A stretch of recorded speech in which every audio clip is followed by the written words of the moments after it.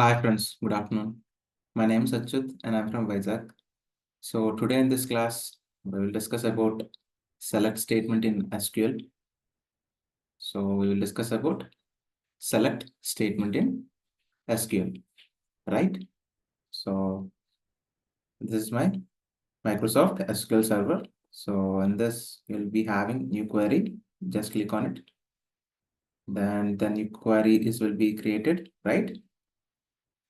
So in the previous video, I have created the student database, and I have created the list table, right? List table, right? So to access the list table, what you have to write?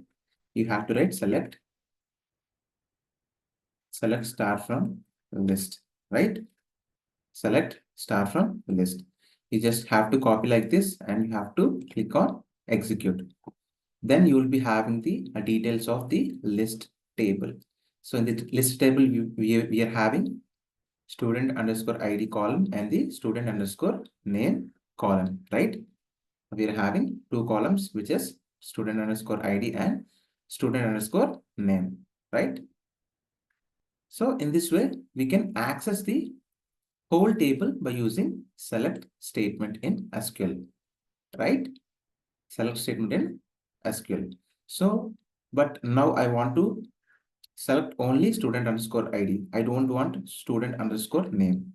So then you have to write, just you have to write select student underscore ID from list. That's it, right? From list. So then you will get only student underscore ID column only. The student underscore name will be neglected, right? So I will copy like this and I will just execute it. See, we got only student underscore ID. So, but now I want to neglect student underscore ID and I want to display the student underscore name. So then you have to represent select student underscore name from list, right? You have to just copy like this and you have to click on execute. Then you will be having the student underscore name, right?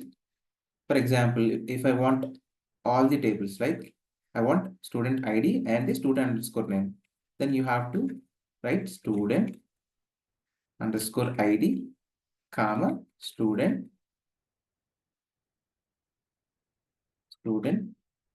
underscore name from list, right? So you have to just copy like this and you have to click on execute. Then you will be having like student ID and the student underscore name, right? Right? So in select start from list will give you the whole table. For example, if you have another column, student underscore department, you will be having student underscore department, right? So then if there is another column and you want only student underscore ID and student underscore name, then you will get only student underscore ID and the student underscore name. You will not get student underscore department, right? Right? So the student underscore department will be neglected because you have chosen only student underscore ID and student underscore name. So that's why it will display only the column which you have specified in the query,